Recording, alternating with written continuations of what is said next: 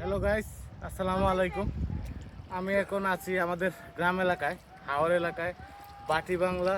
হ্যাঁ, আমাদের সৌন্দর্যের, অপরূপ সৌন্দর্যের যে অধিকারী সেটা হচ্ছে আমাদের হাওর অঞ্চল। দেখতে পাচ্ছেন এখন সব জমি যা আছে সব কিছু এখন পানির নিচে আছে। এইভাবে আরও 3 থেকে 4 মাস পর্যন্ত পানির নিচে থাকবে। আমি এখন আসছি গ্রামের বাড়িতে ঘুরতে।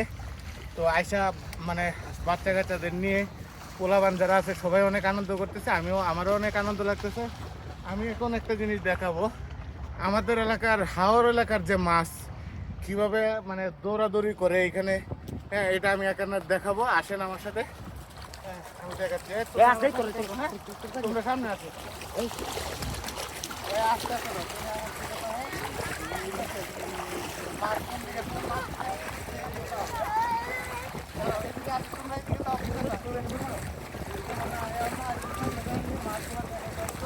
তোর পিছে থাক। ঠিক আছে, মাছ যাতে আমার দর্শকরা দেখতে পারে সবাই। ওই নাই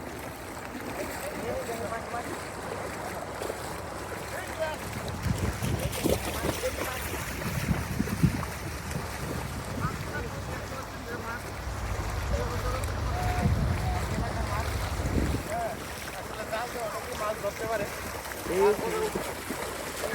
অনেক মাছ আছে আমাদের। এটা হচ্ছে নদী, নদী থেকে মাছ আসে এই যে উপরে।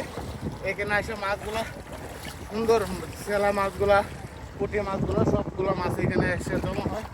এটা হচ্ছে নদী, এই যে নদী। আমি এখন দেখতে পাচ্ছেন এটা কিন্তু আমি নদীর পাড়ে দাঁড়িয়ে আছি, একবারে নদীর পাড়েটা। এটা হচ্ছে আমাদের একটা গ্রাম। হ্যাঁ, তো এই যে আমি যে দাঁড়িয়ে আছি এটা হচ্ছে নদীর পাড়। এর চেয়ে বেশি গেলে আবার নদীর মধ্যে পড়তে হবে।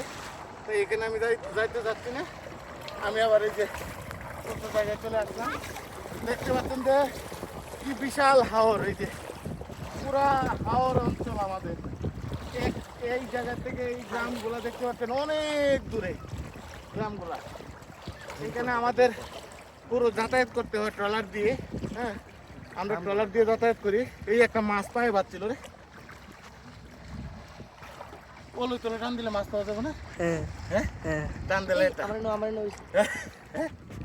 আচ্ছা, যাই হোক, কাটতে দাও।